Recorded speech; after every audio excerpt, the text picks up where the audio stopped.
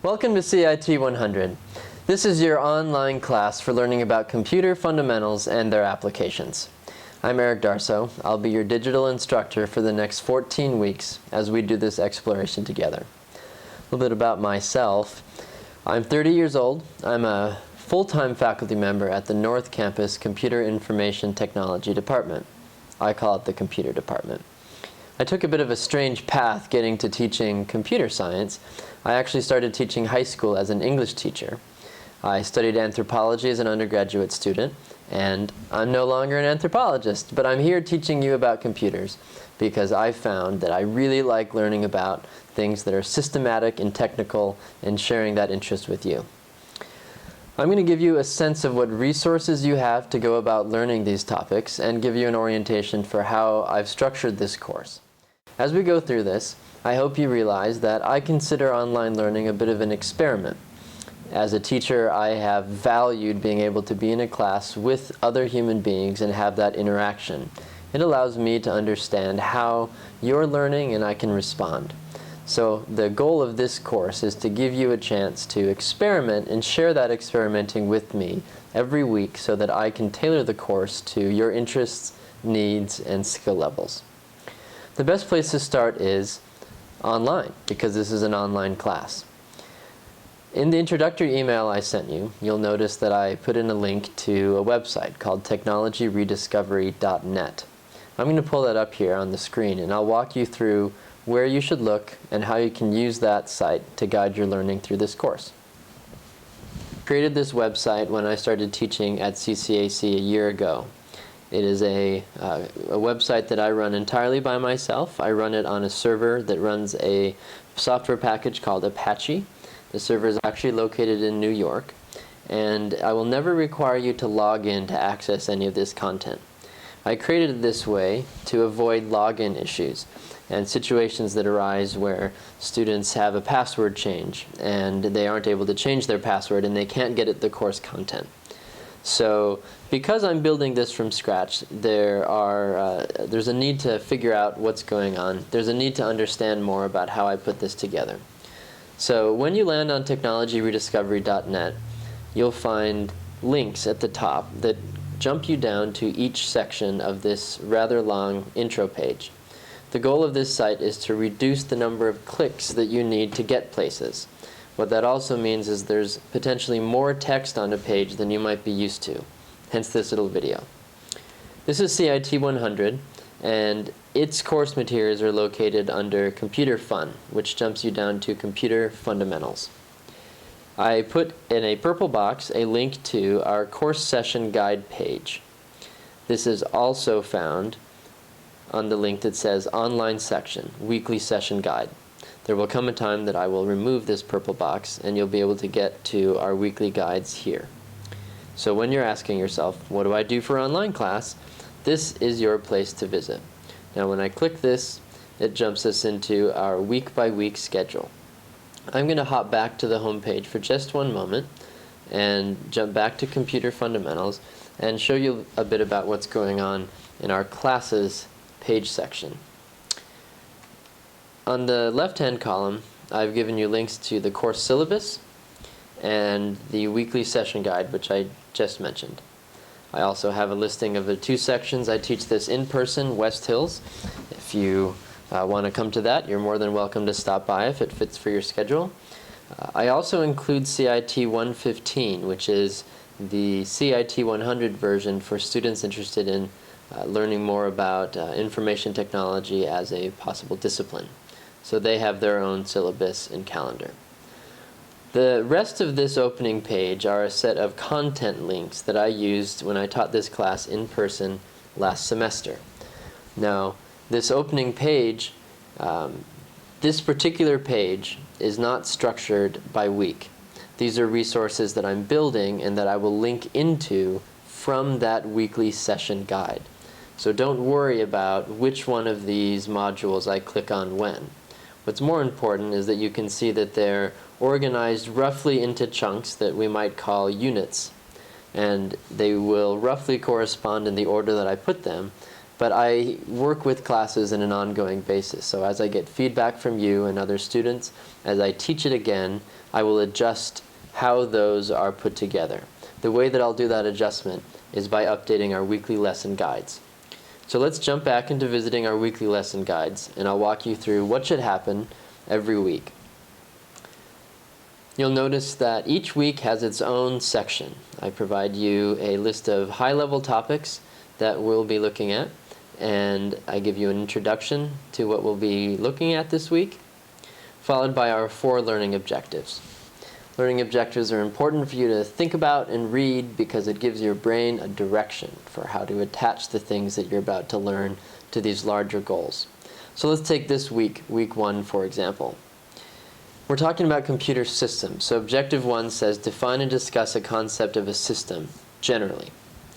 We have some videos and exercises to do that with. The second objective is I want you to be able to build and label a system flow diagram for a computer and a non-computer machine and discuss their common component functions. I'll also ask you to be able to annotate a photograph of a computer by noting the core components and what they do. I'll give you an example of that in a moment. And number 4, explain the general idea of binary data storage and operations inside as applied to computers. Now, after you've reviewed those learning objectives, the lesson sequence is a step-by-step set of instructions for how to get from where you are to the objectives. It's important that you read these carefully. The links are embedded in there. I may make mistakes. It's important for you to also realize that this is a two-way street in the sense that I'm going to do my very best to make these lesson sequences accurate, and I also appreciate any feedback. If you'd like to drop me a call or a voicemail and let me know that you're confused or you have a suggestion, that's great. You could also send me an email. My email response times are rather slow. My phone call response times are probably within 12 hours. I'll try to get back to you the same day. I usually check my voicemail at least once a day. My frequency of checking email is less. I find email quite distracting. And to the extent that I can answer a question on the phone, I can usually do so in a minute or 2, versus explaining a complicated answer via email can take 20 minutes or 30 minutes, and that might not even answer your question. So with that said, please do your best to read the online components, and then give me a call if you have a question. If you are really averse to calling, you can send me an email, and I'll try to get back to you within about 2 days. So the lesson sequence will walk you through individual steps to take. If there's a video, I'll put in a link there. You'll see that number 1 gives you an overview of the course syllabus. There are times in these overviews that I will ask you to think about something, or I'll ask you to consider something. These are invitations to do learning on your own that I may not necessarily be assessing or checking, but as your learning guide, I'm giving you ideas about how you can work through the thinking on your own. You'll notice that after the lesson sequence, I gave you a section called Weekly Products. And this will outline what it is that I am expecting you to contribute to our course. Now, an interesting thing about doing an open online course is that when we post and share content, it will be on a public shared directory. This is important because it allows other students to learn from what you do. It also means that the assignments that we'll be submitting usually involve you creating something or adapting something that we've learned to something that's interesting for you. For example, this week we're learning about system and system diagrams, both in the computer world and not in the computer world. I'm going to give you an example of how power steering works because I like cars. I'm hoping that that as an example will spur your thinking so that you can consider an interesting system that you'd like to diagram and think about and then share with one another on the course. The way this cycle works is I expect you to do the work between Monday and Saturday evening. I use most of the day Sunday to review what you've submitted, prepare some videos like this that actually allow me to give verbal feedback to the entire class about what I'm seeing, some strengths, some areas for improvement, and to look at some exciting, cool stuff that you make. So I would plan on getting your work done by Saturday at midnight or at the latest late morning on Sunday.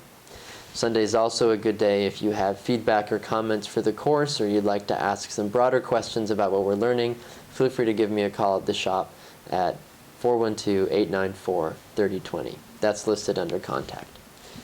Underneath the weekly products, I've given you an Essential Resources page, Essential Resources section. You'll see on this week I've posted 2 articles that are links to Wikipedia pages. Now, it's important to remember that Wikipedia has gotten a terrible reputation. I think because English teachers have seen this as such a good resource that students copy and paste from a Wikipedia article into documents. Or not even copy and paste, but use sentences that are very similar. In fact, Wikipedia is such a great resource that we sometimes take it for granted. It's my goal, because I've found Wikipedia and many other sources have claimed Wikipedia as one of the most accurate ways to assemble large sets and connections of information in a free and open way. So just because it's a Wikipedia link, I hope you realize that I look for them carefully. I select articles that are well cited and are not in the fragment stage, as some of those articles are noted.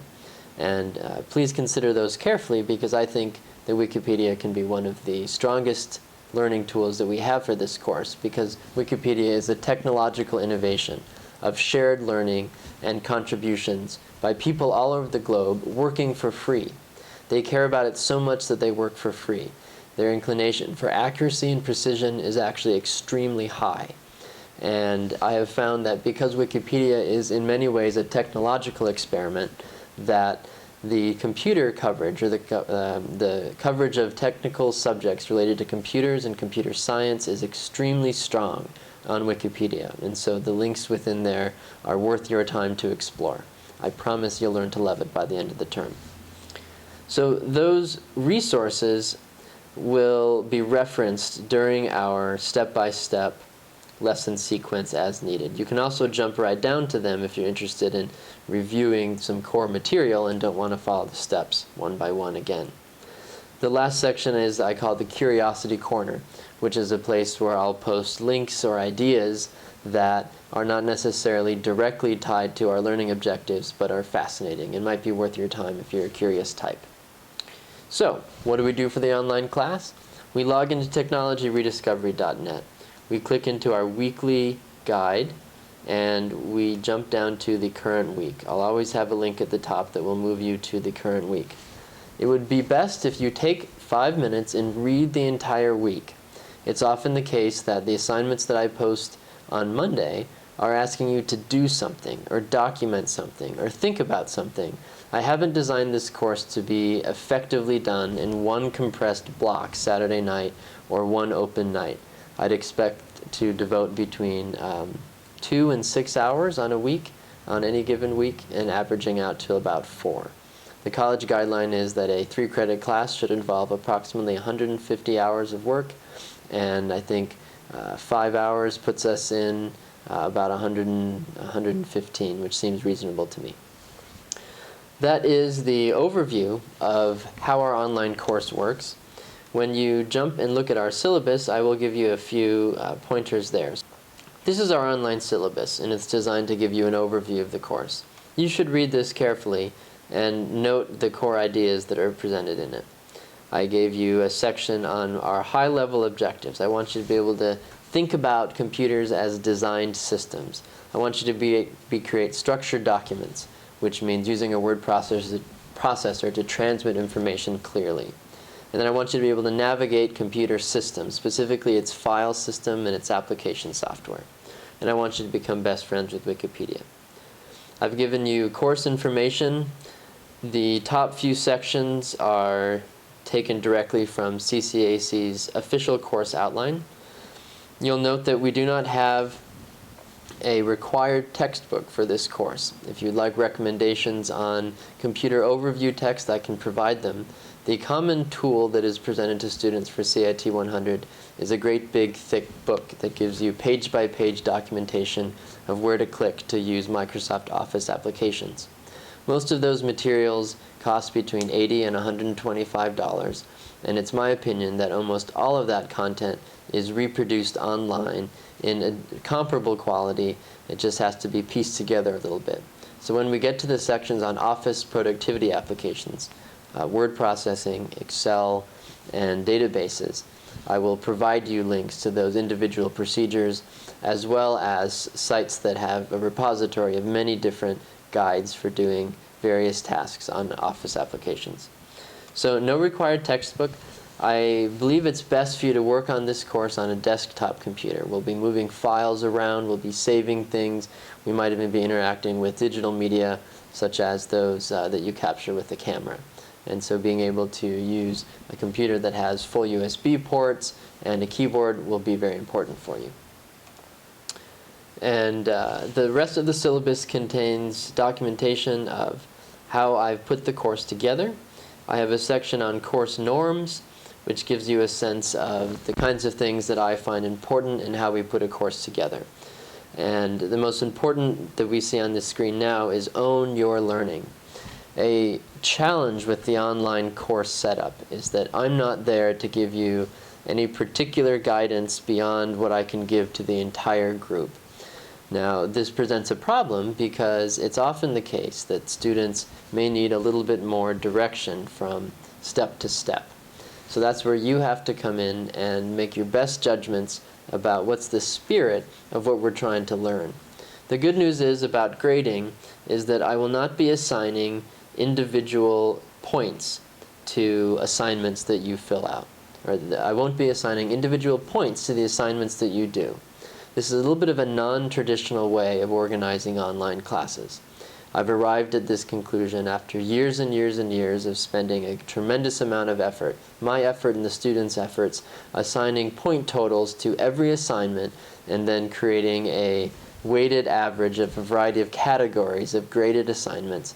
And before you know it, I've spent 10, 12 hours a week doing nothing but assigning numbers and grades and not giving meaningful feedback or designing more engaging lesson activities or revising existing activities based on student feedback.